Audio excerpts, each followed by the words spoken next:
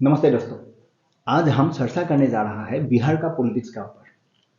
पिछले कई दिनों से आपने देखा होगा बिहार में ये जो पॉलिटिकल लड़ाई चल रहा है ना, ये आगे किसी भी वक्त कोई भी नतीजा आ सकता है। मतलब बिहार में का भइल बा, नीतीश कुमार का कर रहा। ऐसे नीतीश कुमार आज का दिन में पॉलिटिक्स में बहुत ज्यादा मायने नहीं रखता है, क्योंकि उनका पॉलिटिकल करियर ऑलमोस्ट खत्म है।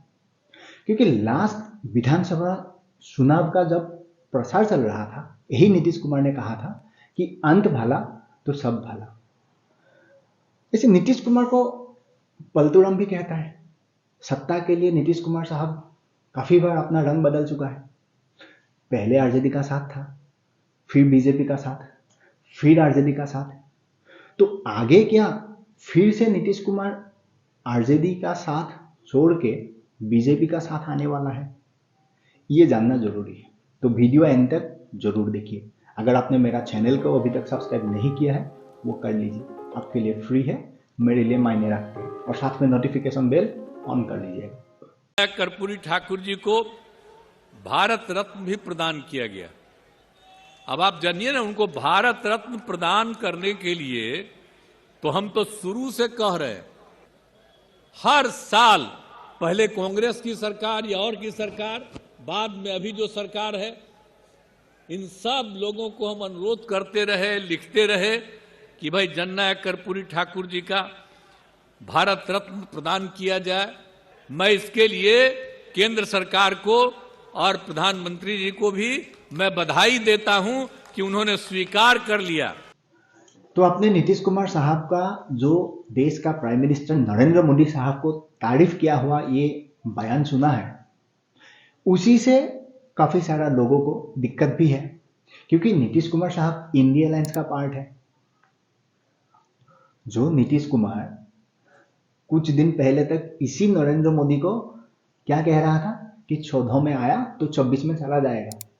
आज वही नीतीश कुमार साहब भले कर्पूरी ठाकुर की भारत रत्न अवार्ड की तारीफ में कहा गया, लेकिन पॉलिटिक्स है भैया, यहाँ बहुत कुछ आपको जुड़ना पड़ता है। हाँ, यहाँ पर अगर आप पॉलिटिक्स हटा के भी सोचिएगा ना कि नीतीश कुमार चीफ मिनिस्टर है, वो देश का प्राइम मिनिस्टर को क्रेडिट दे सकता है, क्योंकि कर्पूरी ठाकुर के लिए नीतीश कुमार भी बोल रहा था यूपीए का टाइम से। उन्होंने जो कहा कि उस व्यक्ति को भारत रत्न अवार्ड मिलना चाहिए, यूपीए ने नहीं दिया, आज मोदी जी ने घोषित कर दिया। क्योंकि हमने देखा है ना, इसी देश में जवाहरलाल नेहरू, इंदिरा गांधी ने अपने ही आप भारत रत्न अवार्ड ले लेते, किसी को नहीं मालूम कौन सा इन लोगों ने ऐसा काम कर दिया था कि अपने ही कार्यकाल में भारत रत्न अवार्ड खुद को लेना पड़ा। ऐसा भी इतिहास है हमारे देश में। तो आज एक व्यक्ति अगर डिजर्व करता है, उसको अगर मिल जाता है तो बहुत बढ़िया है। इसीलिए भी नीतीश कुमार मोदी जी को क्रेडिट दिया होगा।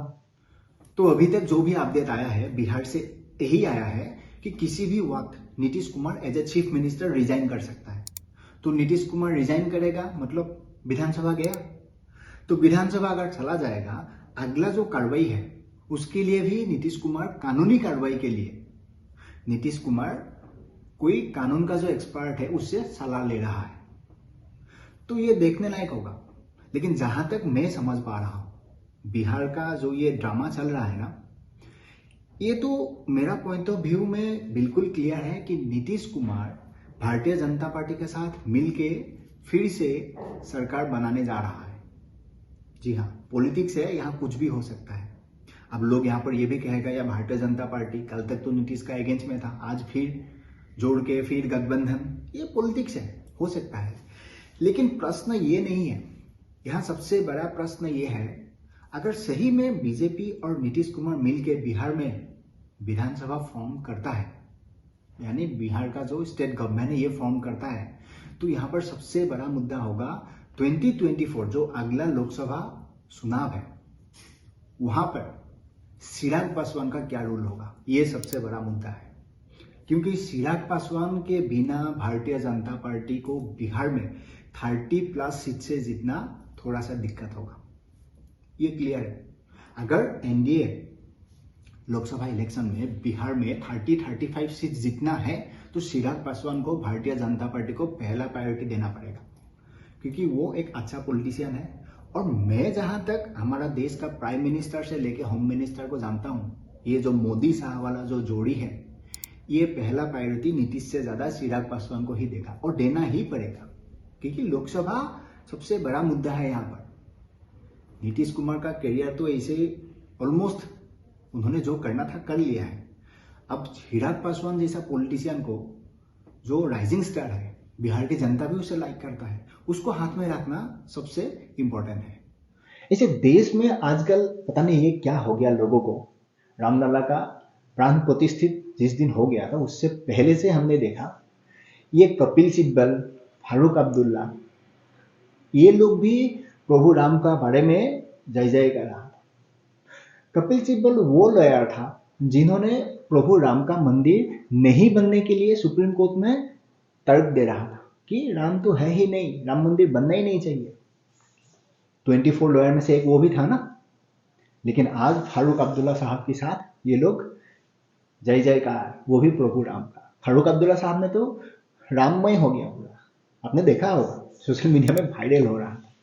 देखो ये बदलता हुआ जो आज का देश का जो ये वातावरण है, इसका पूरा क्रेडिट आप किसको दीजिएगा? वो आपका सोच है, आप जिसको दे वो दे। लेकिन नीतीश कुमार ने जिसको क्रेडिट देना था दे दिया। अगर यूपीए का बात कहे, super prime minister Sonia Gandhi ही था।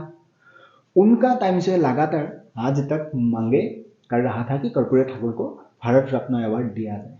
लेकिन आखिर किसने सुना? नरेंद्र मोदी ने।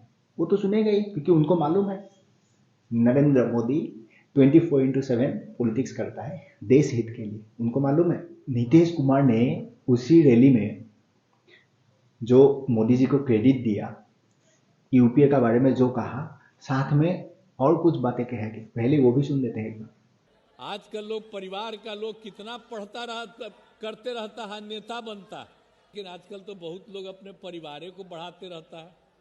लेकिन आप समझ लीजिए, ये जो परिवार का बारे में नीतीश कुमार साहब यहाँ बोल रहा है, इसमें आपको 2-3 बात समझना बहुत जरूरी है। ये कौन सा परिवार का बारे में बोल रहा है? इंडिया अलायंस में जितना परिवार है, राहुल गांधी, अखिलेश यादव, आदित्य ठाकरे, आरजेडी का जो तेजस्वी यादव, अगर इंडिया अलायंस को टारगेट करके ये बात नीतीश कुमार साहब ने कहा तो सीधा राहुल गांधी को ही कहा। ये बयान दिया जा रहा है, नीतीश कुमार इंडिया अलायंस से हट रहा है, क्योंकि खबर वही आ रहा है कि राहुल गांधी का भारत जोड़ो न्याय यात्रा बिहार में पहुंचने वाला है, वेस्ट बंगाल पहुंच गया है, वहां पर नीतीश कुमार साहब नहीं आएगा उसको मिलने के लिए। काफी हद तक तो ये क्लियर हो गया ना, नीतीश कुमार साहब कहीं ना कहीं इंडिया अलायंस का साथ इतना लगाव नहीं है। अगर बिहार का बारे में आप इसको जोड़िएगा तो ये सीधा संवाद लालू यादव का फैमिली के लिए ही था। लालू यादव का फैमिली के लिए क्यों था ये भी जानना जरूरी है। और इसका दर्द जो है, नीतीश कुमार का ये जो सेंटेंस है परिवारवाद का, इसका दर्द लालू यादव का फैमिली तक पहुंच गया। लालू यादव का जो बेटी है रोहिणी, ये एक्टिव हो गया। ये ट्वीट देखिए आप एक बार। इन्होंने नीतीश कुमार का बिना नाम लिए हुए यहां पर जो जो कहा, ये आपको खुद ही समझना पड़ेगा। भले उन्होंने किसी का नाम नहीं लिया, लेकिन जिसको समझना था वो समझ गया, क्योंकि ये पूरा ये जो इनका जो ये धनाधड़ 3 ट्वीट आया है ना, ये तीनों का 3 नीतीश कुमार के लिए ही है। हो सकता है इनका भी संवाद है कि नीतीश कुमार को दिया जाए। नीतीश कुमार का ये जो परिवारवाद का ऊपर बयान है उसी का बाद ही ये है, तो उसके बाद इनको भी लगा है, तो हो सकता है मैंने भी कुछ गलत कर दिया हो, नीतीश कुमार साहब गलत वे में ले लिया हो। अगर ले लेगा, नहीं लिया है तो इन्होंने क्या किया, ये ट्वीट डिलीट किया। तो अगर ये संवाद नीतीश कुमार के लिए नहीं था, डिलीट क्यों किया फिर? क्योंकि नीतीश कुमार का वो बयान, उसके बाद हाल ही में नीतीश कुमार गया था बिहार का गवर्नर को मिलने के लिए। हाँ, वो चीफ मिनिस्टर है, वो जा सकता है मिलने के लिए, उसमें कोई दिक्कत नहीं है। लेकिन इसी टाइम जाना, इसी वक्त जाना, ये क्या दर्शाता है? मैंने कहा ना, नीतीश कुमार अपनी कैरियर में भले बहुत मायने नहीं रखता है वो चीफ मिनिस्टर आगे बना रहे नहीं रहे, लेकिन वो एक अनुभवी पॉलिटिशियन है, जिसको कहते हैं ना एक्सपीरियंस होल्डर। उनका पास अनुभव है। भले ही उनका लोकसभा में बहुत ज़्यादा फायदा नहीं हो सकता है, नीतीश कुमार जिसका साथ रहे नहीं रहे, लेकिन बिहार में तो है ना, बिहार में तो सत्ता बदलेगा ना, नीतीश कुमार जिसको सपोर्ट करेगा वही पार्टी वहां पर रूल करेगा। और खबरें ये भी आ रहा है, आज ही का खबर है, भारतीय जनता पार्टी ने बिहार में जितना एमएलए है सबको पटना बुलाया है और पटना से बाहर जाने के लिए माना कर दिया गया है कि बिल्कुल आप लोग बाहर मत जाइए, कुछ भी हो सकता है किसी भी वक्त। तो ये है आज का बिहार का जो पॉलिटिक्स का जो माहौल है ना, ये इस टाइप का बन रहा है। मतलब नीतीश कुमार को लेके वहां बहुत बड़ा गेम हो रहा है, या तो नीतीश कुमार खुद ही खेल रहा है, किसी भी वक्त कोई भी नतीजा आ सकता है। तो वो जानने के लिए मेरा साथ जोड़ते रहिए। वही था मेरा संवाद आज आप तक पहुंचाना। आई होप आपको समझ में आए। तो मिलते हैं अगले वीडियो में, तब तक आप आपका ख्याल रखिएगा और खुश रहिएगा।